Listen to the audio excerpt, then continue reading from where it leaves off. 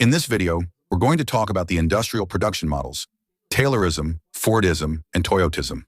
We'll do this in an objective and illustrated way, just the way I know you like it. Did you like the idea? Then let's get into the video. Hey guys, how's it going? I'm Paolo, your geography teacher. As always, it's an honor to have you here with me on Geo Illustrata. Our topic today is industrial production models, Taylorism, Fordism, and Toyotism. So, without further ado, let's get started with this video. But to begin with, what exactly are industrial production models? What are they after all? In short, they are production techniques and management and organization strategies. Basically, what they aim to do is optimize time in industrial production and thus boost profits, right? And increase productivity.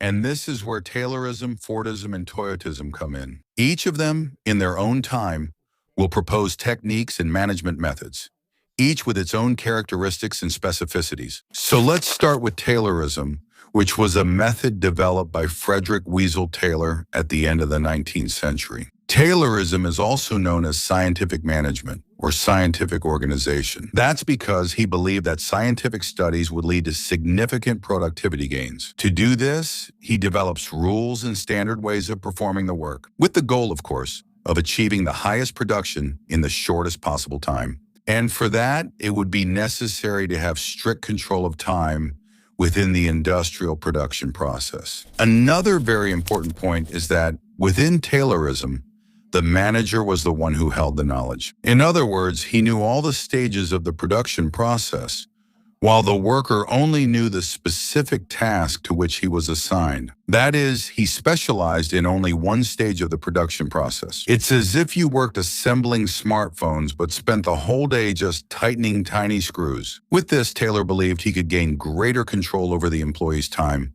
as well as combat the infamous tendency to slack off. Now let's move on to Fordism, which is probably the most well-known of all the ones we're talking about today, right?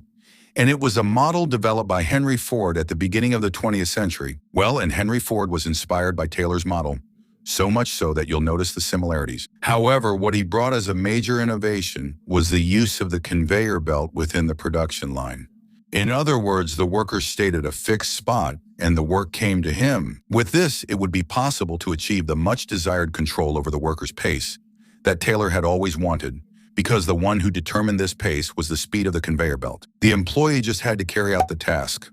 Like in that movie I'm sure you've seen, right? Modern Times by Charles Chaplin. Well, but as you can imagine, and also as shown in the movie, this kind of work is extremely exhausting for the worker. Because of that, Henry Ford relied on high wages, as a way to attract these workers and keep them in these jobs. Besides that, Henry Ford realized that mass production would also require mass consumption. In other words, many people would have to consume his products, which are produced on a large scale. So, with higher wages, his employees would also be able to consume the very products they produce in the factories.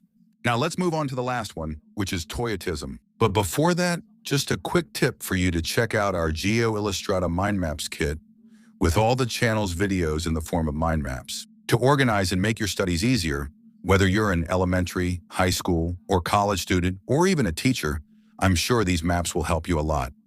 The link is here in the video description, okay? Check it out, and if it makes sense for you, get it. Because besides strengthening your studies, you'll also be supporting this channel, all right? So let's get to the rest of the video. So let's go. Toyotism was the Japanese model implemented by the Toyota car manufacturer and developed by Taiichi Ohno and Eiji Toyota. I hope I pronounced the names correctly. Between 1945 and 1970, well, when we talk about Toyotism, one of the main aspects that should be taken into consideration was the implementation of the just-in-time system, which means something like at the right time. But what does that mean? Basically, it means that production should be done at the right time and in the right quantity. This is to avoid building up inventory, right? To tailor production to demand, in other words, to produce according to demand. Besides that, within Toyotism, we also have the end of the worker's specialization in just one stage of the production process. On the contrary, here the worker will carry out and understand many tasks and stages of the production process, if not all of them. With this, there is strict quality control at all stages of the production process. since the worker knows all of them. So, within Toyotism, we will have greater flexibility within the production process, different from what we saw in the Fordist model. However, within this flexibility, not all stages of production were actually carried out in the factories. This will also lead to outsourcing of labor, with part of the production being shifted to third-party companies. That was a summary of the content. I'm leaving 2 additional videos on your screen. If you liked it, leave a like to support the work and also check out our mind map kit and Geo Illustrata too. All right, see you next time. Bye-bye.